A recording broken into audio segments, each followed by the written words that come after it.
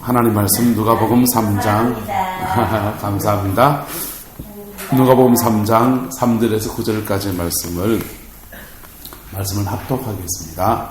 여기 주보에 나와 있는 말씀 누가복음 3장 3절 9절까지의 말씀을 차근차근 말씀을 합독합니다. 요한이 요단강 부근 각처에 와서 죄사함을 받게 하는 회개의 세례를 전파하니 선지자 이사야의 책에 쓴 바 광야에서 외치는 자의 소리가 있어 이르되 너희는 주의 길을 준비하라. 그의 오실 길을 곧게 하라. 모든 골짜기는 메워지고 모든 산과 작은 산이 낮아지고 굽은 것이 곧아지고 험한 곳이 평탄하여질 것이요 모든 육체가 하나님의 구원하심을 보리라 함과 같으니라.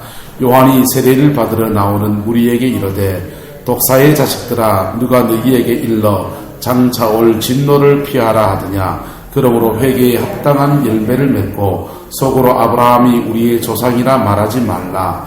내가 너희에게 이르노니 하나님이 능히 이 돌들로도 아브라함의 자손이 되게 하시리라. 이미 도끼가 나무 뿌리에 놓였으니 좋은 열매 맺지 아니하는 나무마다 찍혀 불에 던져지리라. 아멘. 자, 세례 요한이 예수님 앞서 와서 말씀을 전하고 사역을 하는데 오로지 무슨 일을 했다고요? 길 닦는 걸 했다는 겁니다. 박정희 대통령의 그 업적 가운데 가장 큰 업적 중에 한 가지가 뭡니까? 경부고속도로를 놓은 것이지요. 근데 이게 처음부터 놓여진 게 아니고 1차 경제개발 계획을 할 때 1주년 계획을 하고 난 뒤에 1차가 진행한 뒤에 경제가 발전하기 시작했습니다. 물동량이 많아지고 그 물건들을 수출하고 이렇게 팔기 위해서는 큰 길을 닦아야만 했습니다. 그래서 외국에 나가서 고속도로가 있는 것을 시찰하고 오신 대통령은 그 일을 해야 되겠다고 직접 서울에서부터 부산까지를 다니면서 이 산 저 산을 타고 다니면서 이렇게 길을 보기 시작한 것입니다. 지도를 보고 길을 보고서는 여기를 뚫어야 되겠다. 이 도시는 피해가야 되겠다. 여기에는 다리를 놔야 되겠다. 이렇게 작정하고 있습니다. 누구를 만났냐면요. 그리고요. 마침 태국에서 도로를 건설하고 돌아온 현대건설의 정주영 회장을 만난 겁니다. 그래가지고 정주영 회장한테 이 일을 책임지어서 일을 시켰어요. 정주영 회장은요. 1년 동안 집보차에서 잠을 자면서 경부고속도로 건설에 매진했습니다. 여러분, 길 하나 닦는 게 쉬운 일은 아니었지요. 그 당시에 논을 갈았고 밭을 그냥 이렇게 수용해가지고 길을 닦아 나갈 때 반발도 있고 여러 가지 난관들이 있었는데 그것을 뚫어낸 것입니다. 할렐루야. 그래서 우리나라가 이렇게 서울에서 만든 공산품들이 부산항을 통해서 수출해 나갈 수 있는 길을 이렇게 이뤄놓은 것이죠. 네. 정확하게는 1969년 9월 11일 경부고속도로 개통이 됐다 그래요. 공사기간은 590일, 기로수는 428km의 도로가 건설된 것입니다. 자, 어떤 분야에도 먼저 길을 열어간 사람들을 쉬운 여정은 아니지요. 어떤 분야에 처음 길을 열어간 사람들을 우리 개척자라고 합니다. 개척자. 신앙에도 개척자 같은 분들은 쉬운 여정을 걷는 게 아니에요. 여기 있는 분들은 대부분 부모님이 닦아놓은 신앙의 터 위에 삽니까? 여러분이 개척하고 계십니까? 개척하고 계시죠? 네. 축복합니다. 역사를 축복합니다. 당신이 개척자입니다. 할렐루야. 개척자는 수고도 많지만 하나님께로부터 상도 많은 줄로 믿습니다. 그 개척자의 상을 놓치지 않는 그 은혜가 있기를 예수님의 이름으로 축복합니다. 세례 요한도 주님이 오실 길을 예비하라고 하는 이 사명을 붙들고서 그의 인생 전체를 준비한 사람이었습니다. 그는 태어나는 것도 어머니가 굉장히 노산에서 태어났습니다. 엘리사벳과 이름을 까먹었네요. 어머니 아버지가 둘이 이제 태어나게 되는데, 세례요한이 태어나게 되는데, 아기를 낳지를 못했습니다. 아버지 사가랴와 어머니 엘리사벳이 아기를 낳지 못해서 아기 낳는 것을 포기하고서 그들이 살아갑니다. 그런데 사가랴가 하나님의 제단에 가서 분향을 하는데 갑자기 주님의 감동이 온 것입니다. 네가 아들을 낳을 것이다. 이 감동이 왔는데 이 사가랴가 이걸 믿음으로 받아들이지는 못했어요. 그랬더니요, 하나님은 네가 안 믿는다고 하면서 사가랴에게 말합니다. 너 입이 벙어리가 될 것이다, 이렇게 말한 거예요. 그때부터 사가랴는 입이 버버리가 돼가지고요, 말 한마디 못하고 성전에서 나왔습니다. 여러분, 그게 징계일까요? 하나님 앞에 깊이 세워지는 기간이 될까요? 예. 사가랴가 입에, 하나님이 내 입을 지금 막았는데 입이 막힌 것을 하나님께 원망하지 않고 하나님 앞에 무릎 꿇는 시간으로, 침묵하며 주님 앞에 머무는 시간으로 그의 시간을 다 보낸 거예요. 10달이 지났습니다. 그리고 그의 아내 엘리사벳이 잉태하여 아기를 낳았습니다. 아기를 낳자마자 이 아이는 하나님이 범상하게 그냥 준 아이가 아니다는 것이죠. 뭔가 뜻이 있어서 준 아이이기 때문에 이 아이를 양육하는 일에 사가랴는 온 정성을 다 쏟습니다. 그래서 이 어린 아이를 데리고 어디로 가느냐? 사막으로 가요. 사막으로 가서 어려서부터 경건 생활, 어려서부터 주를 경외하는 삶, 어려서부터 하나님 앞에 사명을 감당하는 자세가 무엇인지를 어렸을 때부터 철저하게 가르치고 교훈하고 몸으로 습득하게 합니다. 그리고 나이가 차서 이 세례 요한은 아마 그 에세네파에 가서 훈련받았다라고 사람들은 얘기합니다. 세례 요한은 광야에서 나와서 이스라엘 백성들 앞에서 서서 회개하라, 천국이 가까이 왔다라는 메시지를 가지고서 말씀을 전합니다. 이게 뭐 하는 거라고요? 사람들의 마음을 뭐 닦아주는 것? 길 닦아주는 것. 할렐루야. 그 길이 닦이면 누가 오십니까? 주님이 오시는 것이지요. 주님을 맞이할 수 있는 준비시키는 일에 온 정성과 마음과 뜻을 하나님이 다 부어서 세례 요한을 세웠습니다. 그리고 세례 요한은 우묵히 패인 사람들의 마음을 만져서 그들의 마음을 돌이켜서 용서하고 용납할 수 있는 은혜를 부어주시고, 할렐루야, 통로가 되고요. 또 교만해서 높아진 사람들은요, 그 산을 깎아서 길을 만드는 그 인들을 해나갑니다. 그 인들을 해나가는데 마태복음에 보니까는 사두개인들하고 바리새인들도 요한에게 세례를 받으러 와요. 여러분, 바리새인들과 사두개인들은 그 당시에 굉장한 지도자들이었습니다. 그런데 그들이 뭘 받으러 온다고요? 세례를 받으러 옵니다. 우리는 지금 번제를 안 드리고 세례를 하기 때문에, 세례를 주기 때문에 당연하게 세례를 받는 거잖아요. 그죠? 한자적에서 맞죠? 당연하게 양을 잡아 드리지 않고 세례를 하는 거다고요. 그런데 이스라엘 백성들에게 있어서 이 당시까지 주류 종교 사회에 성경에 기록된 정결 예식은 뭐예요? 번제예요. 사두개인들과 바리새인들은 하나님께 번제를 드려서 속죄 제사를 드리면서 하나님께 자신을 정결케 하는 것을 철저같이 믿고 그 인들을 행하던 사람들입니다.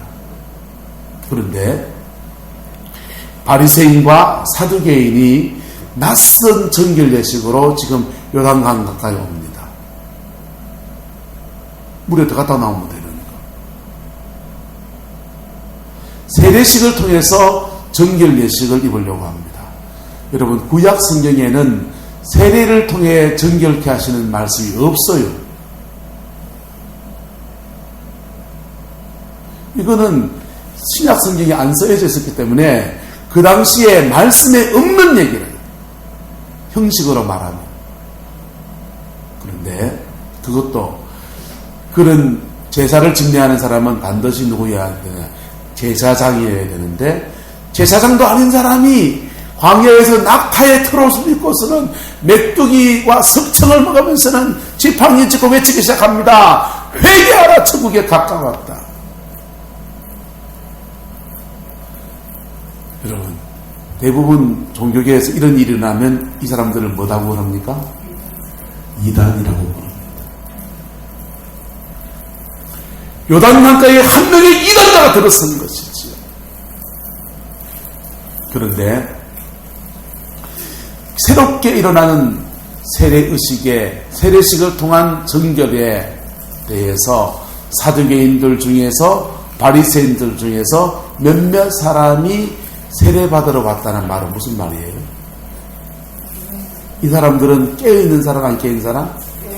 머리가 깨어있는 사람이고 형식에 매이지 않고 개방적인 의식을 가진 사람들이다.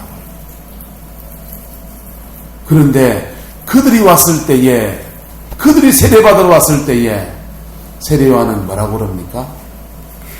잘 오셨습니다. 잘 오셨습니다. 드디어 우리 종파가 부흥할 때가 되었습니다. 당신이 내게 오다니 라고 칭찬하지 않습니다. 세례요한은 이렇게 말합니다. 독사의 자식들아, 너희가 아브라함의 자손이라고 믿느냐? 하나님은 너희 돌들로도 아브라함의 자손이 되게 할 수 있다는 거예요. 도끼가 나무 뿌리 위에 놓였으니 열매 맺지 못하는 나무마다 지켜서 불에 던져질 것이다 라고 냉혹한 심판을 선포합니다. 아마 저 같으면은 아이고 우리 교회로 오시다니 너무 감사합니다. 예를 들면 김성순 교사님, 죄송합니다. 김성순 교사님 그 포항에 참 좋은 행복한 교회를 놔두고 우리 교회를 오시다니 너무 감사하다고, 우리 같이 잘해보자고 하이파이브라고 환영을 해야 될 거 아니에요. 그런데 세례요한은 환영하지 않고 아주 냉혹한 말을 합니다. 뭔 말입니까? 독사의 자식들아, 독사의 자식들아. 다른 말은 뭐예요? 이 마귀 새끼야 이 말이죠. 아주 잔혹하고 도덕스러운 말을 남겨요. 이 마귀 새끼들아, 너가 하나님을 가지고 어떻게 천당을 하겠느냐는 거예요. 어떻게 하나님의 판결을 피하고서 지금 도끼가 나무 뿌리에 놓여서 너가 심판하려고 지금 나를 갖다 대고 있는데 내가 얘기해보느냐. 세례요한은 왜 이렇게 하는 겁니까? 왜 이래요? 여러분, 기독교 신앙의 역사를 쭉 추적해보면 중생, 거듭남, 회개, 이 정결에 관해서 하나님이 계속해서 코드를 바꾸시는 것들을 볼 수가 있어요. 정결에 관해서 계속 코드를 바꿨습니다. 세례가 정결케 하는 것이다 라고 믿으니까 아예 태어나자마자 세례를 줬버려요. 유아세례를 줍니다. 신앙을 고백하지도 않고 그가 믿음을 작정하지도 않았는데 모두가 다 유아세례를 다 받았어요. 그러니까 자기가 정결에 지고받은 거예요? 그냥 받은 거예요? 그냥 받았잖아요. 그러니까 그게 대해서 재세례파 운동이라는, 다시 침례를 받아야 된다라고 외치기 시작합니다. 그 세례가 또 그런 게 또 일반화되어 버리고 나니까 그 다음요 오순절파가 일어나가지고 성령 세례를 받아야 된다. 그냥 세례 받은 거가 안 되고 성령 세례를 받아야 된다는 거. 성령 세례가 뭐냐? 방언 받아야 된다. 여러분, 방언 받는 게 문제가 아니고 세례식을 베풀고 받는 게 문제가 아니고 정말 그리스도의 십자가 앞에 서야 된다는 것입니다. 할렐루야. 형식으로 쓴 것은 의미가 없다는 거예요. 지금까지 이스라엘 백성들의 문제는 뭐냐 하면 성전이 없어서 문제가 아니고 하나님의 말씀이 없어서 문제가 아니고 성전도 있고 하나님의 말씀도 있고 하나님의 성전도 있고 제사장도 있고 제사장 지파가 있고 대제사장이 있고 있으면 많아. 있어도 그들은 하나님께 번제를 드리면서도 그 처치 플레이 교회 놀이란 말이에요. 교회 가면 의뢰이 하는 것, 성전에 가면 의뢰이 번제를 드리는 것, 성전에 가면 의뢰이 제사장들은 그 옷을 입고 그 가운을 입고 양을 잡아서 각을 뜯어서 번제 드리는 것. 그렇게 신앙생활 하니까 세례요한이 새로운 정결 예식을 내놨습니다. 우리는 세례식을 통해서 세례를 통해서 정결케 합니다. 그러니까 거기에 사람들이 모이니까 새로운 유행으로 등장하니까 인기가 얻어보려고 저기에 뭐가 있나 싶어서 거기에 세례받아 오는 사람들한테 세례요한은 냉혹한 말을 남기는 거예요. 독사 새끼들아, 야 이 마귀 새끼야, 어떻게 죽어나갈래? 이런 말하는 거예요. 말이 독하지요. 여러분들 보고 여기 만만한 사모님, 사모님 마귀 새끼야! 기분 좋아요, 나빠요? 기분 진짜 안 좋잖아요. 세례원이 그랬다니까. 왜요? 교회 놀이가 아니라니까. 교회 와서 의식적으로 시간처럼 받는 그런 게 아니라니까. 정말 십자가 앞에 서야, 정말 그리스도의 그 피 뿌린 십자가 앞에 서야 합니다. 그래야 지옥의 판결을 피하는 것입니다. 그래야 하나님의 은총 속에 나가는 것입니다. 그래야 천국 가는 것입니다. 오늘 시대에 교육학에서는 사람은 가르치면 된다라고 생각해요. No, 가르쳐도 안 돼요. 사람은 그 본성부터가 죄인이에요. 그래서 가르쳐도 안 돼요. 가르쳐도 안 돼요. 따라합시다. 거듭나야 합니다. 거듭나야 합니다. 거듭나야. 정말 거듭나야 돼. 교회 다니면서 그럴듯한 성경구절 몇 구절 낸다고 해서 천당 가는 게 아니라니까. 예? 교회에서 세례를 받고서 직분을 가졌다고 해서 천국 가는 것도 아니라니까. 정말 거듭나야. 그래서 세례와는 너희들 세례 받는다고 헛방이다는 거. 이것마저도 교회 놀이로 만들려고 하느냐. 이것마저도 그냥 현아가는 지나가는 새로운 형식을 하나 더 가지려고 하느냐. 진짜 너희에게 정결이 임하기를 원한다. 그러려면 너는 독사의 새끼를 인정하라.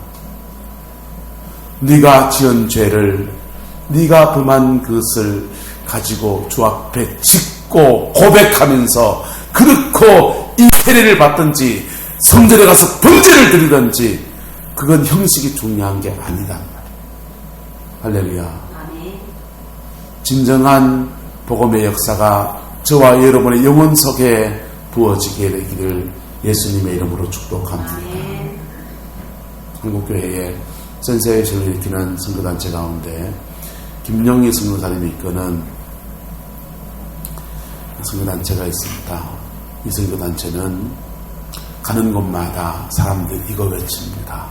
따라합시다. 당신을 변화시키지 못한 복음이 복음이냐? 복음 아니에요.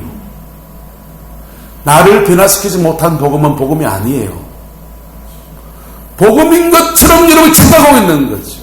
진짜 복음은요, 그 앞에 나를 서게 만들고요, 그 성령 안에서 나를 변화시켜내는 거예요.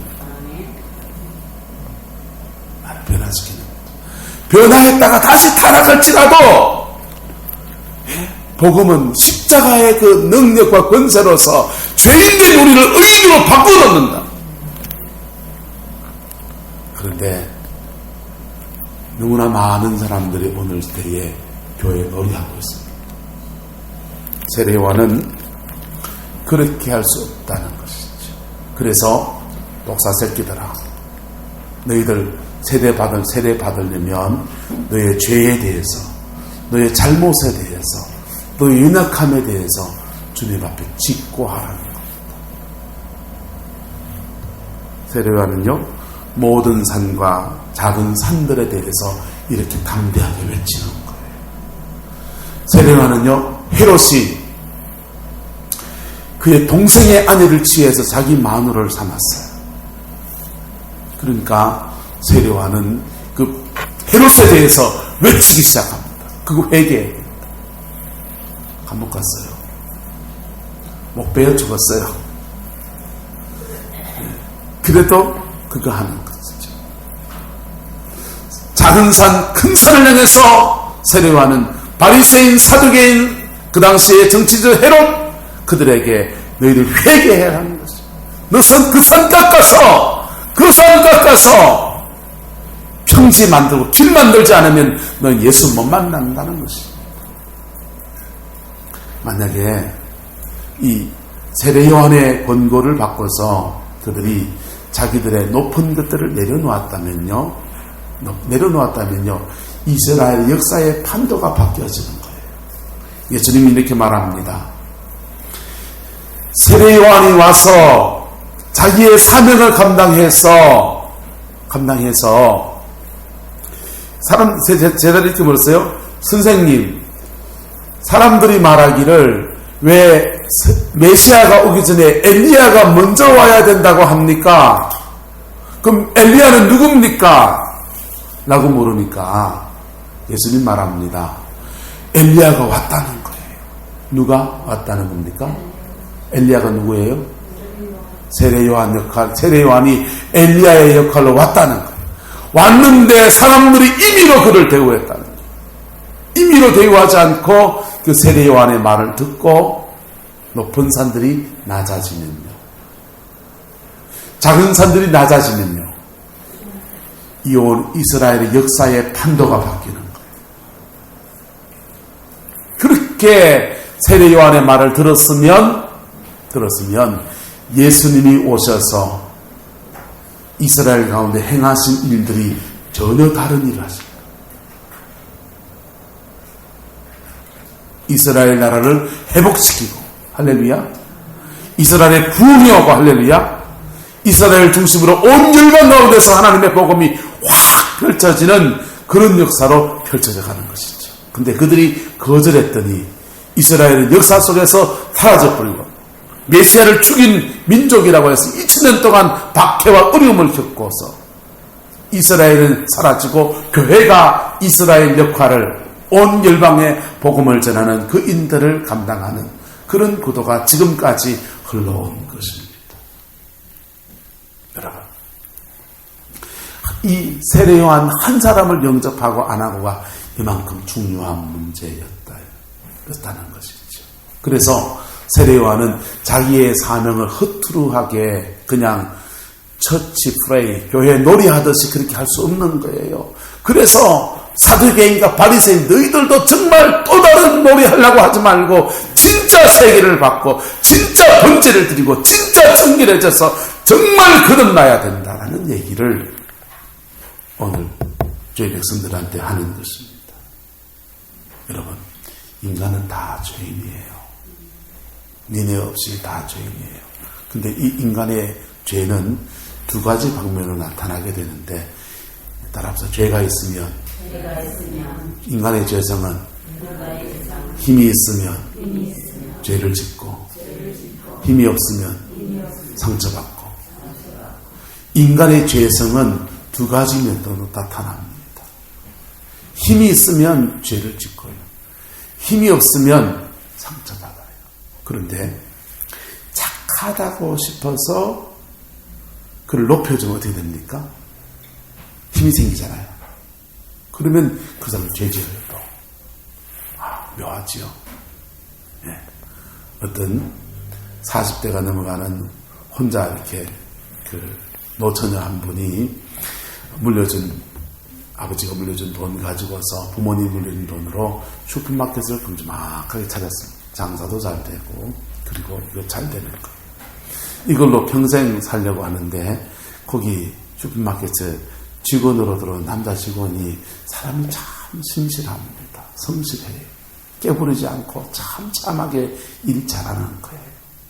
그래가지고는 나이도 적당한데 사람이 괜찮으니까 마음에 품었습니다. 그리고 이 슈퍼마켓 직원도 여주인이 마음에 들어서 둘이 결혼을 했습니다. 이제는 직원에서 뭐가 됐습니까? 사장님이 됐죠. 사장님이 됐기 때문에 카운터보는 격리 직원을 새로 구하고 이제 위치를 바꿔, 남편이니까 위치를 바꿔줍니다. 그랬더니요, 1년, 2년 이렇게 잘 행복하게 잘 살아가다가 어느 날부터 사람이 좀 달라지는 거예요. 카운터 보는 아가씨하고 바람이 나가지고. 인간의 죄성은 그렇답니다. 인간의 죄성은 말단 직원을 쓸 때는 거기서 수구릴 줄 알고 그냥 상처받으면서 그 버티고 살아가는데, 거기에 힘이 생기면, 인간이 그 힘이 생기면 그때부터 죄를 가지고 막 휘두르기 시작합니다. 권력을 가지고. 어째야 됩니까? 따라서 니네 없이 거듭나야 합니다. 면회 없이 거듭나야 돼요. 거듭나는데 우묵히 패인 상처가 있는 사람들은 뭐 하면서 거듭나야 됩니까? 내 상처 내놓으면서 거듭나야 합니다. 내 상처 내놓으면서 거듭나야 돼요. 여러분, 조하문이라는 가수가 내 아픔 아시는 당신에게라는 노래를 지었습니다. 이 사람은요, 예수 믿고 은혜 받고 난 뒤에 지은 노래예요. 원래는 이게 가요가 아니라고 본인이 부를 때는. 내 아픔 아시는 당신에게 내 모든 사랑 드려요. 들어봤습니까? 모릅니까? 저만 아는 거예요. 이분이요, 자기의 그 인생의 그 아픔 속에서 그때 찾아와서 자기의 아픔을 알아주는 그분을 만나면서 내 모든 그분에게 내 모든 사랑을 다 쏟아드린다는, 그러면서 거듭나는 것이지요. 할렐루야. 상처받은 사람은 십자가를 이렇게 바라보면서 거듭나야 합니다. 그리고 그를 하나님 높이 세워줘야 되죠. 할렐루야. 죄 지은 사람은요, 나의 죄를 정케 하사 주의 일꾼 삼으신, 우리 죄를 사시는 은총의 하나님. 여러분, 그런 면에서 하나님은 높이 계시기도 하고 깊이 계시기도 한 겁니다. 우리의 죄를 바라보실 때는요, 높이 계셔서 심판하시는 그런 하나님으로 나타나는 모습이고요, 깊이 계시다고 할 때는요, 나의 작은 신음에도 응답하시고 마음의 작은 고통에도 우리 아파하시고 함께 눈물을 흘리시는 그분의 사랑인 것입니다. 할렐루야. 그렇게 해서 피해자와 가해자가 각각 그리스도 앞에 서면 그의 영혼의 시온의 대로가 이렇게 저렇게 열려지게 되는 것입니다. 그렇게 열려진 사람들이 주님 안에서 만나서 용서하면요, 놀라운 일이 일어나는 거예요. 놀라운 일이. 세례요한의 사명은 이렇게 한 사람 한 사람 회개시키고 정결케 하는, 중생하게 하는 그 일들의 사명도 있고, 말라기서는 말하기를 그가 엘리야가 와서 아버지의 마음을 자녀에게로, 자녀의 마음을 아버지에게로 돌이키기 위해서 이 둘 사이에 화해가 일어나게 하는 것. 그렇게 화해가 일어나면 예수님은 오셔서 축복하고요, 화해가 일어나지 않으면 말라기를 말합니다. 내가 저주로 그 땅을 칠까 한다. 여러분, 신앙생활은 개인적이면서 관계적이에요. 개인적이면서 관계적이에요. 각자 자기가 지은 죄에 대해서, 자기가 받은 상처에 대해서 벌 받아요. 여러분, 상처는 내가 받은 벌은 내가 왜 받아요? 죄송합니다. 용서하지 않는 죄에 걸려서 벌 받아요. 상처받든지 죄가 있든지 그 죄성은 또 다른 모습으로 나타나기 때문에 그것에 대해서 심판은 받는 것입니다. 그것을 그리스도의 보혈의 능력 안에서 새롭게 하시는 역사가 저와 여러분의 영혼 속에 일어나게 되기를 축복합니다. 그렇게 일어난 사람이 서로 만날 때에 관계 속에서 용서가 일어납니다. 이 관계 속에서 용서가 일어나면요, 가정이 회복됩니다. 할렐루야. 관계 속에서 용서가 일어나면요, 교회가 온전하게 세워집니다. 공동체의 축복이 부어지는 거예요. 관계 속에 용서가 일어나면요, 이 사회와 민족 속에 놀라운 역사들이 일어나는 거예요. 할렐루야. 그게 세례 요한에게 준 두 가지 사명이었습니다. 세례 요한은 자기 나름의 최선을 다했는데도 사람들이 임의로 그를 대우했기 때문에 그에게 준 사명을 다 이루고 가지 못했어요. 그래서 예수님이 오셨습니다. 오셔서 세례요한과 똑같은 말하기 시작합니다. 예수님은 오셔서 물로 세례를 주고서 새 역사를 만들어 가야 되는데 세례요한이 했던 말을 똑같이 이어갑니다. 세례요한도 말하기를 회개하라, 천국에 가까웠다 그랬고, 물 세례를 주었는데 예수님도 오셔서 회개하라, 천국에 갔다 왔다 그러고 또 물 세례를 주시기 시작합니다. 왜요? 아직 덜 끝났으니까. 세례요한이 해야 될 일을 아직 덜 끝냈기 때문에 누가 이어가는 겁니까? 예수님이 계속해 나가는 것이지. 여러분, 하나님의 일들은요, 축복의 말을 아무리 받아도, 축복의 말을 아무리 받아도 과정은 다 지나갑니다. 과정은 다 지나가요. 세례요한이 가다가 여기까지 왔는데, 이까지 가야 될 사명인데 여기까지 왔어요. 여기까지 왔는데 주님은 건너뛰고 여기서부터 시작한 게 아니고 마저 하시는 거예요. 마저 하시고 그리고 이어서 또다시 주님의 세인들을 만들어 가시는 거예요. 할렐루야. 여러분, 우리는 지금 마지막 때를 살아갑니다. 예수님이 오실 때가 가까워지는 때예요. 지금 전 세계 선교지 가운데서 예수님의 말씀에 이런 말씀이 있습니다. 모든 민족에게 복음이 전파되어야 하리니 그제야 끝이 오리라. 모든 민족에게 복음이 전파되어야 하리니 그제야 끝이 오리라 그랬어요. 그래서 모든 민족에게 복음이 전파되면 주님이 오신단다. 야야. 그래서 그러면 모든 민족 중에 복음이 안 전파된 민족이 지금 어딨노? 찾아보니까 어디 있습니까? 다 중동 땅에 모여 있어요. 그래서 중동 땅에 집중적으로 복음을 전하다가 보니까 새로운 일들을 보게 되는데 성경이 또 열리기 시작합니다. 로마서를 보니까 이방인의 때가 차기까지는 유대인들이 완악해지고 그 다음에 그거 지나고 나면 복음이 유대인들에게 넘어가게 되는 때가 온다는. 마지막 때는 복음이 유대인들에게 넘어가는 때가 오는구나. 그래서 보니까 이게 맞물려요. 모든 민족에게 복음이 전파되어야 되는데 끝머리까지 복음이 전파될 민족은 바로 유대인들. 그 유대인들의 복음을 전하려고 하면 이 아랍, 이슬람이라고 하는 견고한지를 뚫고 들어가야 되는데 이 예루살렘을 뺑 둘러싸고 이스라엘을 뺑 둘러싸고 무슬림들이 꽉 차고 있어요. 그래서 전 세계 지도를 놓고 한번 보세요. 지도를 놓고 보면은 예루살렘까지 가는 복음을 전하는 길이 어떻게 가냐 하면요. 아프리카에서부터 남부 아프리카에 보면요. 여러분 아프리카가 지금 선교사 받고 막 그러죠.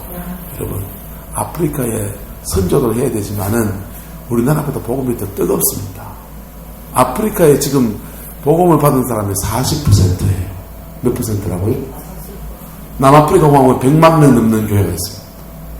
남부 아프리카는 완전히 복음의 불바다예요. 이 복음의 불이 남쪽에 있는 불이 북쪽으로 확 올라가다가 어디서 꺾였냐? 이집트에 턱 막혀 있어요. 이집트.